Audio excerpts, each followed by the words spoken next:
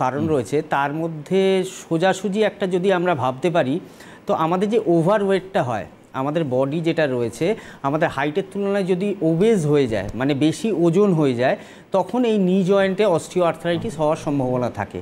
তার কারণ কি, আমাদের টোটাল যে বডি ওয়েটটা এটা ক্যারি করে অনলি হিপ জয়েন্ট এবং নি জয়েন্ট, এবং ওই যে ওভারওয়েট হচ্ছে তখন যে চাপটা পড়ছে তার ফলে আমাদের দুটো হাড়, যেটা আমাদের ওপরে ফিমার রয়েছে, অস্টিও আর্থ্রাইটিসের যে আমাদের স্ট্রাকচারটা, অ্যানাটমিক্যাল স্ট্রাকচারটা ভাবতে গেলে দেখতে হবে কি আমাদের ওপরে ফিমার বোন, ওই ছবিটায় ভালোভাবে বোঝা যাবে, নিচের দুটো টিবিয়া এবং ফিবিউলা রয়েছে, মাঝখানে সাইনোভিয়াল ফ্লুইড এবং প্যাটেলা, যেটাকে সিসাময়েড বোন বলা হয়।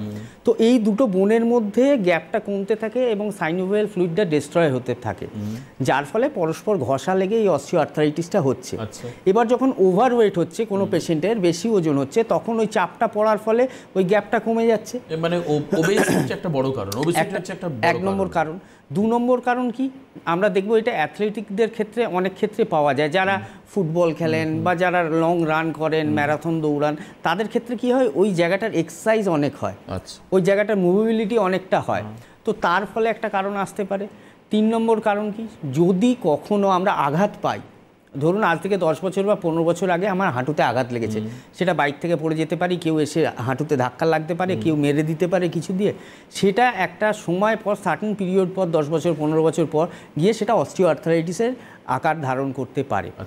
এছাড়াও আরও অন্যান্য কারণ রয়েছে, কিন্তু প্রত্যেকটা কারণ বলতে গেলে কারণ নিয়েই বলে যেতে হবে, কিন্তু মেন কথা হচ্ছে এই অস্টিও আর্থ্রাইটিসের যে পেশেন্টরা থাকেন তারা এমন অবস্থায় হয়ে যান কি হাঁটাচলা অবধি করতে পারেন না, হুইল চেয়ারে অবধি হেঁটে আমাদের চেম্বার অবধি আসেন এবং বলেন কি ডাক্তারবাবু আমার একটা ঘর থেকে বাথরুমে বা একটা ঘর থেকে অন্য ঘরে যেতে গেলে দেওয়াল ধরে যেতে হয়, যেটা বাচ্চারা যখন নতুন হাঁটা শেখে যেরকম দেওয়াল ধরে হাঁটে, তো ব্যথাটা এতটাই তীব্র হয় এবং ফ্লেক্সিবিলিটি যেটা রয়েছে সেটা নষ্ট হয়ে যায়, কারণ দুটো হাড় লেগে যায়, পরস্পর জুড়ে যায়, ওই জন্যই বলছে ফ্লেক্সিবল টিস্যুর উপর বেশি এফেক্ট করে। তো ফ্লেক্সিবল মানে কি, যেগুলো আমরা ভাঁজ করতে পারছি।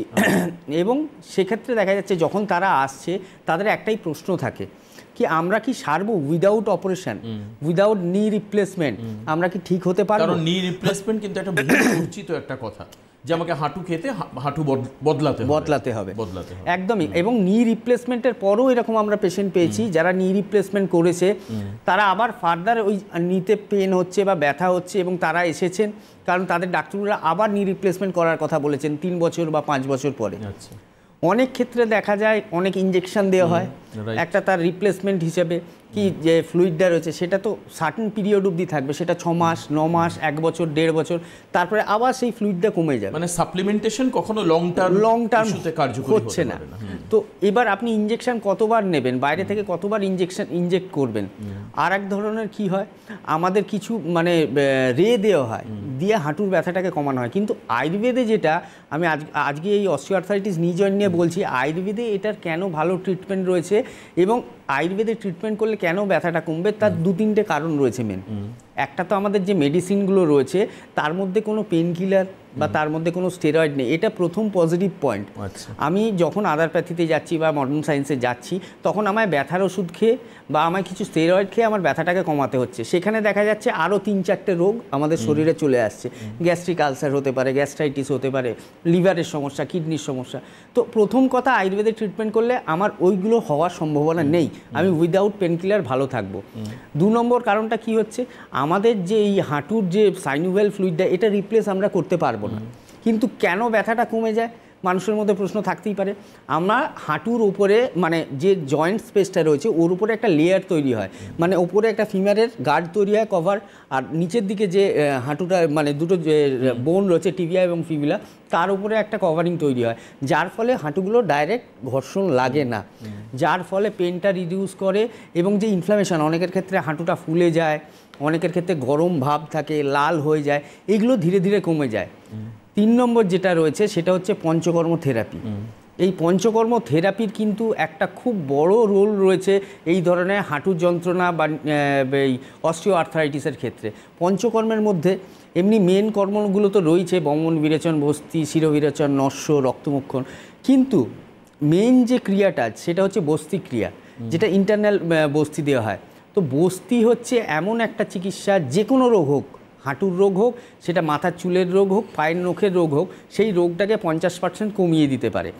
এবং তার পাশাপাশি কিছু লোকাল বস্তি, কিছু লোকাল ধারা ওই হাঁটুর উপরে দেওয়া হয়, যেটাকে আমরা জানু বস্তি বলি বা জানু ধারা বলি, যেটা কি হয় ওই জায়গাটার মুভেবিলিটিটাকে ইমপ্রুভ করে আরও, যেটা ফ্লেক্সিবিলিটি আছে অনেকে লক হয়ে যায়, যেটা নষ্ট হয়ে গেছে ফ্লেক্সিবিলিটি সেটাকে আবার মানে রিগ্রোথ করতে সাহায্য করে। তো এই যে ট্রিটমেন্টগুলো, এটা তো আমরা অন্য জায়গায় গেলে এইভাবে ট্রিটমেন্ট আমরা পাবো না, কিছু ওষুধ খেলাম নইলে অপারেশন করলাম। এই যে টোটাল আমাদের এই যে প্যাকেজটা রয়েছে, মেডিসিন হোক, পঞ্চকর্ম হোক, সেটা শুধু হাঁটুর জন্যে কেন, আমরা কোমরের জন্য ব্যবহার করি, সার্ভাইকাল স্পন্ডালাইটিস হয়, অ্যাঙ্কাইলোজিং স্পন্ডালাইটিস, সেম কথা।